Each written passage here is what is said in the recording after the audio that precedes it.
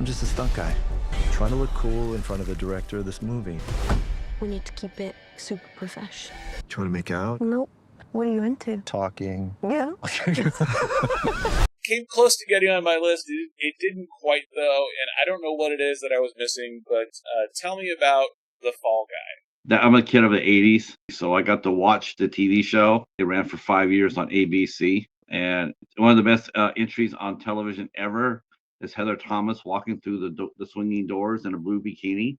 It's like every guy was there for that particular moment. Um, Lee Majors was a very popular TV star.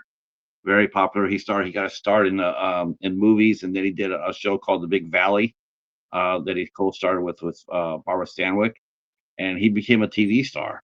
And of course, after that, he did The $6 Million Man, and became more famous than ever with Colonel Steve Austin. You know, a lot of these stars back then, it's like as soon as they were done with a series, 5 years, 6 years, they will wait maybe a year and then come back because people really liked the actor. Maybe the show might have got tired or whatnot, but the actor was very popular.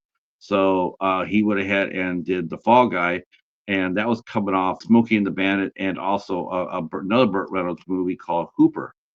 That was a story about a stuntman, him and Jan Michael Vincent, and that was a very popular movie as well. So they went ahead and created the stuntman. Glenn Larson did. Glenn Larson was the creator of a lot of Buck Rogers in the 25th century. He did a lot of TV back then. So I'm interested in seeing how it goes. I mean, Ryan Gosling on board and Elizabeth Blunt, good cast. They just have to write a story that's not TV heavy. And for the love of God, and I'm praying that they don't do this, please don't bring back anybody from the TV show. Everybody does it. It never works. It's stupid. Stop it. Was Emily Blunt's character in the TV show? Her first name is Jody, which was Heather Thomas's first name. But Heather Thomas's was Jody Banks. And Emily Blunt's character is going to be Jody Moreno. So I don't know if Emily Blunt is going to be working for Colt Seavers in the movie. It sounds like they're going to meet during an adventure, and and maybe she might work for him at the end of the movie. But probably for this movie here, they'll probably end up meeting cute or like damsel in distress, and that's how they'll probably connect. So was Heather Thomas's character a movie director? She was a stunt girl. She did stunts with yeah.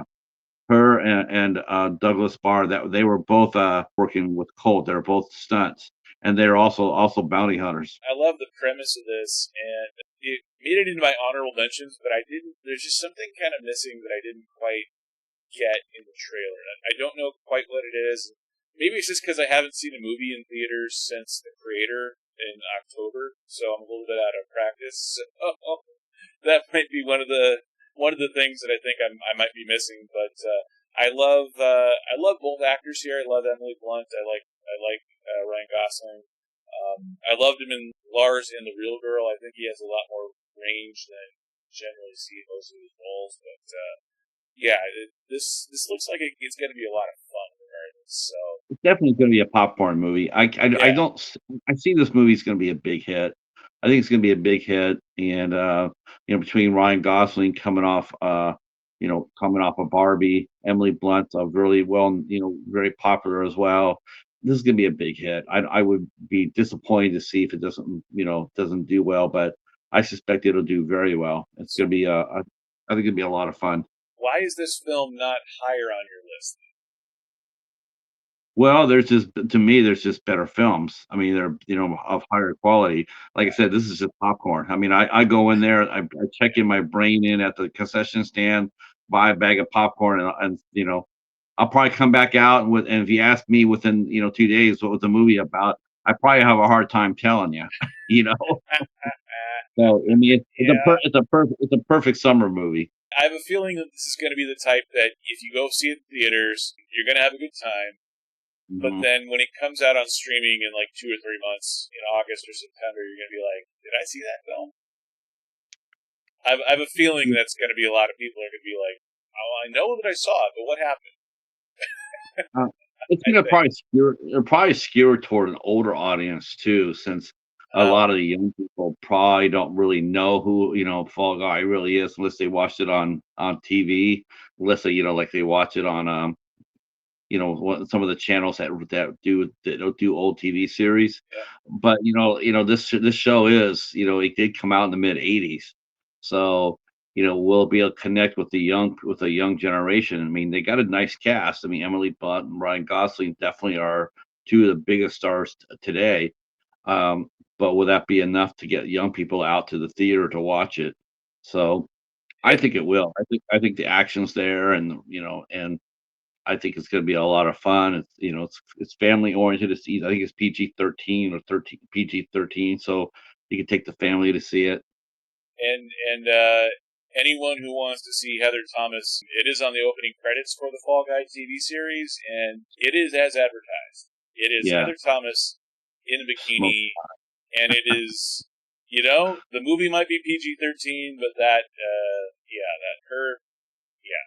she's That definitely not poster is so PG-13. no. Even though it's network That TV. poster was in a lot of that poster was in a lot of guys, a lot of college Yeah, dormitories. it inspired a lot of men.